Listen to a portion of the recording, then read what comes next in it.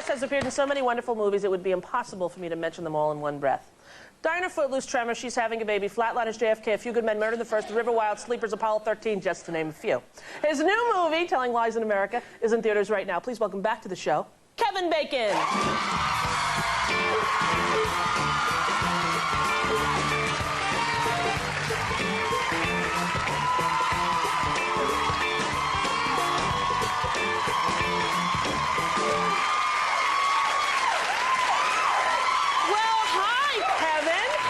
How are you? Really good. Thanks for coming back. Thank you for having me. How's it going? It's going great. You've done a lot of movies, haven't you?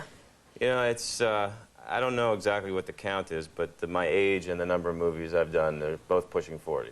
So, really? Yeah. That's a lot of movies. You know, and quite a few bad ones. Yeah. In there. I've had a couple bad ones myself. I'm proud of them. How are the kids? They're really good, really good. They're very excited about Halloween. I think Halloween is my kids' favorite holiday, so they're really jazzed about that. How old are they now? 8, and my son Travis is 8, and my daughter Sosie is 5. And what are they going to be? Well, Trav is going to be a character that he actually made up. It's he came up with this superhero, and he designed a video game in his head, you know, around this guy, and he's kind of like a superhero. The character's name is Kevin. Really? Yeah, which is kind of cool because last year he was actually Charlie Sheen for Halloween. So that's got to hurt a little bit, huh? Yeah, it was not that I have anything against Charlie, but he was, you know, sprayed his hair black and carried a gun and. Yeah. But this year blonde with a gun. He's being superhero dad, sort of. Yeah, he's got a jetpack and stuff. Really? And he actually made a video game. Did he write it out? Is he going to try it? Yeah, he's done the drawings for it and made up all the characters and, you know, different levels and all that kind of stuff. Wow. Yeah. Now, are you and Kira going to go trick-or-treating with them? You're going to get dressed up? We will go trick-or-treating with them, but, yeah, I don't get dressed up on Halloween because, you know, I wear costumes for a living. Right. So I like to just wear my own clothes. Yeah. Yeah.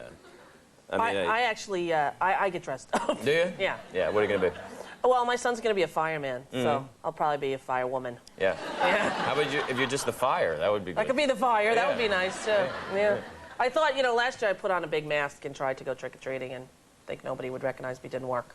You know, the same thing happened to me. Oh, really? Yeah, I was in a town in Oregon, a small town in Oregon, and I put a mask on, and I was going door to door, and I figured, well, this is a fun time because, you know, I can just kind of, you know, run around and, you know.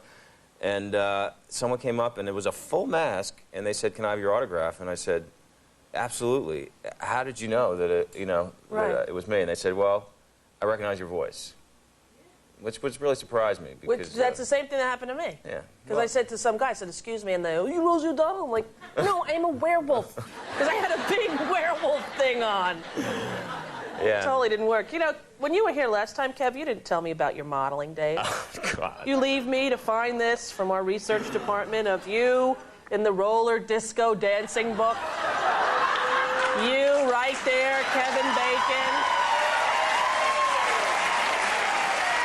This is a good example of, if you take a look at this picture, you can see why my career really didn't take off until the invention of styling gel. Now, you were a big roller disco guy? Yeah, I was. I love roller disco. Look at you with the poses here. Yeah, this is a... It's you posing.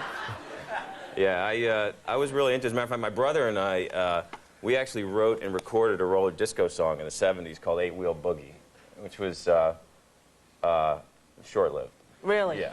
Yeah. Where did you go to the rinks? Did you do it out in public? I did it in Central Park, and I did it at, you know, there were a few roller discos here. Roseland, I think, actually was a roller disco here in New York, and it was a whole, you know, kind of subculture, and it was, you know, the wheels weren't lined up back then. Right. Yeah, we had the wheels in a square.